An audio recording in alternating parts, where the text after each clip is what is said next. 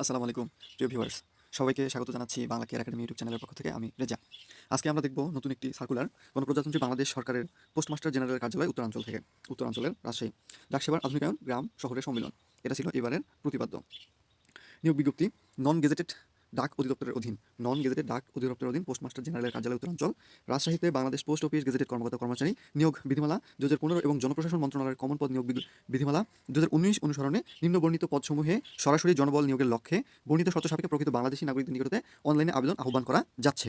তো কারা আবেদন করতে পারবে? যে সকল জেলার প্রার্থীগণ আবেদন করতে পারবে: উত্তরাঞ্চল, রাজশাহীর অন্তর্ভুক্ত কুড়িগ্রাম জেলার রৌমারী ও চররাজিপুর উপজেলা এবং সিরাজগঞ্জ জেলার চৌহালি উপজেলা ব্যতীত রাজশাহী এবং রংপুর বিভাগের সকল জেলার প্রার্থীগণ, স্থায়ী বাসিন্দাগণ এই পদে আবেদন করতে পারবেন। এই পদে আবেদনের বয়সসীমা 5/1/2025 তারিখে 18 থেকে 32 বছর অনুযায়ী, এবং এটা হচ্ছে 18 নভেম্বর 2000 প্রকাশিত অধ্যাদেশ নং 11/2000 অনুসারে।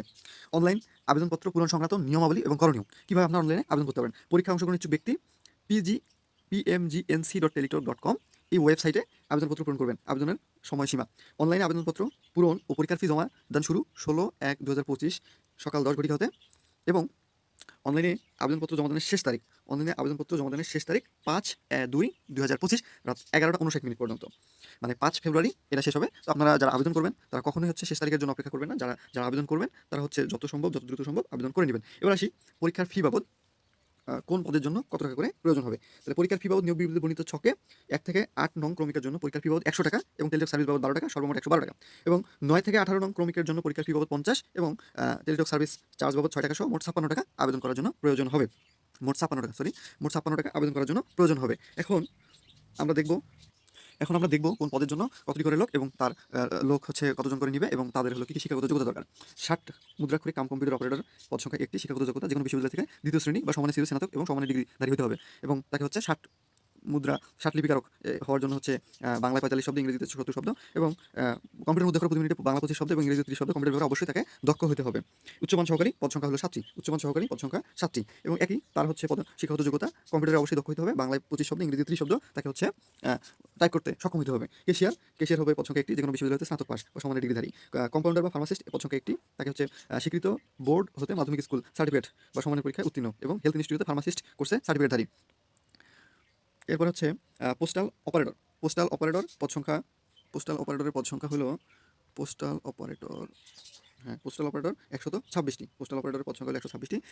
কোনো স্বীকৃত বোর্ড হইতে উচ্চ মাধ্যমিক সার্টিফিকেট বা সমানের পরীক্ষায় দ্বিতীয় বিভাগ বা সমানের সিজিপিএ উত্তীর্ণ, মানে ইন্টারমিডিয়েট পাস। অফিস সহকারী কম্পিউটার মুদ্রাক্ষরিক পদ হলো 8টি। যেকোনো স্বীকৃত বোর্ড হইতে উচ্চ মাধ্যমিক সার্টিফিকেট বা সমানের পরীক্ষায় দ্বিতীয় বিভাগ বা সমানের সিজিপিএতে কম্পিউটার ব্যবহারে অবশ্যই দক্ষ হতে হবে, এবং কম্পিউটার মুদ্রাক্ষরে প্রতি মিনিটে বাংলা 20 শব্দ এবং ইংরেজিতে 20 শব্দ তাকে থাকতে হবে।